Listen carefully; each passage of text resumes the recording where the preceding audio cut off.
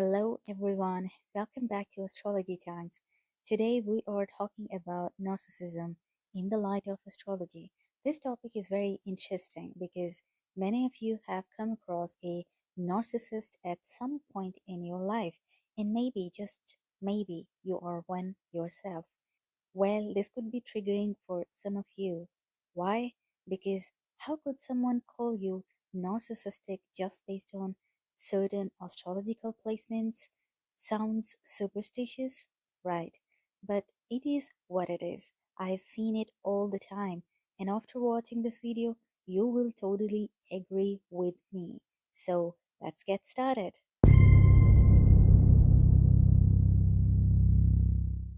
Have you ever met someone in your life who is always right? No matter what the topic is, politics, relationships, money, life, they are right. Always. They hate criticism, but they absolutely love imposing their opinions on you. Their beliefs matter, your beliefs completely irrelevant. According to them, you know nothing and they know everything. They are always on a mission to fix you because, in their mind, you are so stupid, so naive, so dumb, and now nothing. Not really, but that's exactly how they see you. In their world, you are always wrong and they are always right. On top of that, they carry an extreme superiority complex.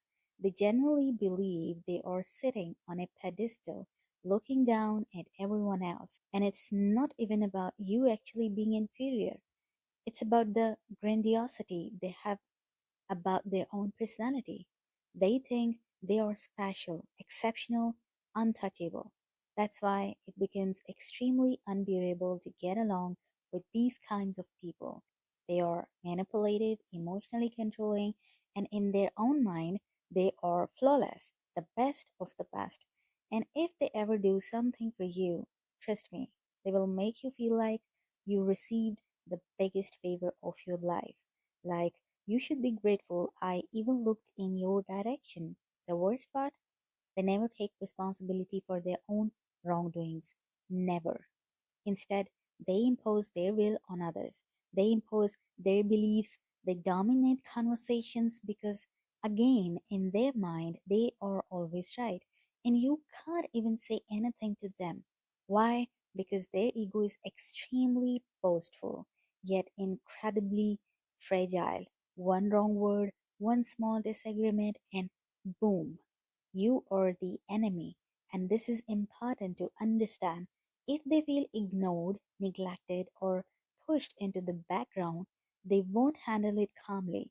They will bash you emotionally, verbally, and psychologically. So maybe you are listening to this and thinking, wait, this sounds familiar. Maybe you have some of these qualities and haven't realized it yet. If you have this particular placement in your birth chart, then honestly, just accept it. There is no shame in awareness. You do have narcissistic tendencies. And if you don't have these qualities, but you are dealing with someone who does, then I'm dead sure, like 110% sure, they have this particular placement in their birth chart. So, what are those astrological placements? The very first thing you have to focus on is the sun. Why the sun? Because in astrology, the sun represents ego, self image, identity, me, myself, and I. Basically, the sun is your inner voice saying, this is who I am. Now, things get intense when the sun connects with Pluto. And Pluto is not a cute energy. Pluto is not, let's talk it out energy. Pluto is let's burn everything down and rebuild energy. Pluto represents obsession, control, power, intensity, destruction, and rebirth. So when Pluto touches the sun, the ego gets intense, very intense. And that, my friends, is the core problem of every narcissist. Whenever you see Sun Pluto aspects in someone's birth chart, consider them big red flags and run. Now, not all Sun Pluto aspects are dangerous, only the hard ones. That is, Sun Pluto conjunction, Sun Pluto square, Sun Pluto opposition. These are the strongest indicators that someone may have narcissistic tendencies. The tighter the orbit, the stronger the tendency. For those not from an astrology background, orbit means the degree wise proximity between the planets involved.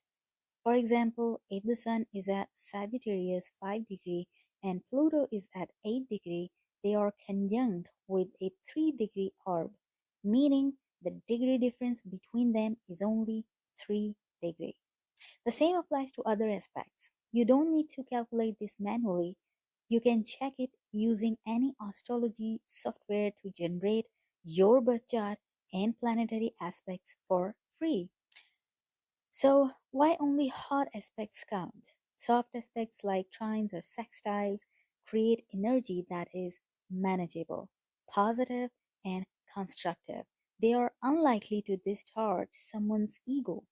But hard aspects, they can put a person's ego in a pressure cooker. People with hot sun Pluto aspects usually have extremely sensitive egos, obsession with their image, a need to feel powerful, a deep fear of being seen as weak. They want to look perfect even when they are not, and if you threaten that image, good luck.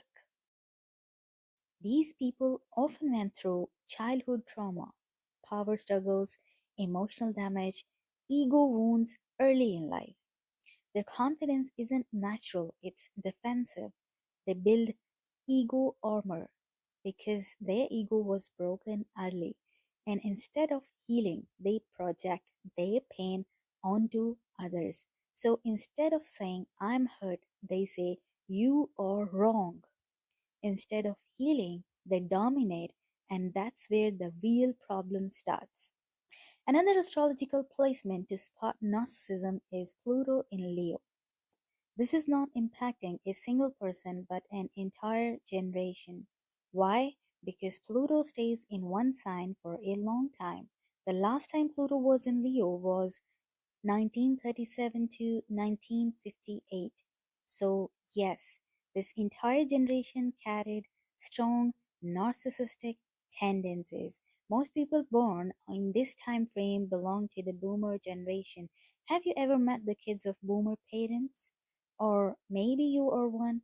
Most boomer parents share traits like emotionally unavailable, extremely controlling, perfectionist, because I said so, parenting style, no emotional connection, but very strong authority. Coincidence? Nope. It's Pluto in Leo. Pluto equals obsession, Leo equals ego, pride, self. So Pluto in Leo equals obsession with self and authority. This boomer generation focused their lives on status, power, recognition, control, and they often instilled these same values in their kids. Many children from this generation say, I had food, shelter, education, but no emotional safety. Now, moving to the final astrological placement to spot a narcissist. You have probably already guessed it. Yes, Scorpio, everyone's favorite. Just kidding. So why Scorpios? Because the sun, ego, pride, self enters a sign ruled by Pluto. So again, sun plus Pluto. Scorpio suns naturally carry strong ego, deep intensity, emotional power, a need for control. They often feel like I am different, I am unmatched, no one understands me, I am the best in my own way. And honestly, they can be terrifying when unevolved. You can't just say something unacceptable for a Scorpio sun and walk away peacefully. No, no, no. They will remember, they will analyze, they will wait and then snap. They can emotionally destroy you without even raising their voice. They are very selective, very intense, very hard to deal with. People close to Scorpios feel this energy very clearly. Having these astrological placements or spotting them in someone's birth chart does not always mean that person is a problem. Not really. In fact, you would be surprised that narcissistic people have a higher tendency to become very successful in the material world. It's a common trait found in many politicians, CEOs, celebrities, and business leaders. This may also explain why the boomer generation is materially more successful compared to other generations. According to statistics, the majority of assets are owned by boomers. They built empires, businesses, industries. They achieved massive success, but emotionally, they often failed as human beings. Emotional connection, empathy, and sensitivity were missing. Narcissism not only makes them a red flag when it comes to relationships, but actually, they are ambitious, ruthless, focused, and unapologetic. And it helps them a lot to get successful in life. Also, they possess an intense charm and aura that's irresistible, and they are their own brand ambassadors. They make sure they leave their mark wherever they go. So, narcissism actually benefits the narcissist, but it damages everyone around them. Living with a narcissistic person is not manageable. Over time, you start doubting yourself, lose confidence, feel emotionally drained, feel like you are never good enough. You're always wrong. They are always right. The standards keep upgrading. The criticism never stops. They consume your energy and shine with it. That's why this is dangerous. So, the big question is, if someone has these placements that indicate narcissism, should we avoid them completely? The answer is not so simple. If you can avoid them easily, sure, why not? Save your peace, save your energy, save your mental health, but at the same time, don't become overly superstitious. Astrology is a tool, not a prison sentence. Just because someone has these placements doesn't automatically mean they are toxic, unbearable, or the villain of your life story. The real key word here is evolution. Yes, because someone who has these astrological red flags indicating a narcissistic personality can still be a decent, self aware human being. So placements matter, but how evolved the person is matters more. If you are dating a person with these placements, double check if they are evolved souls or still struggling with their personal ego battles. Take this seriously, protect your life, because once you are in, an unevolved narcissistic person has the ability to destroy your entire life, no matter if you stay with them or leave.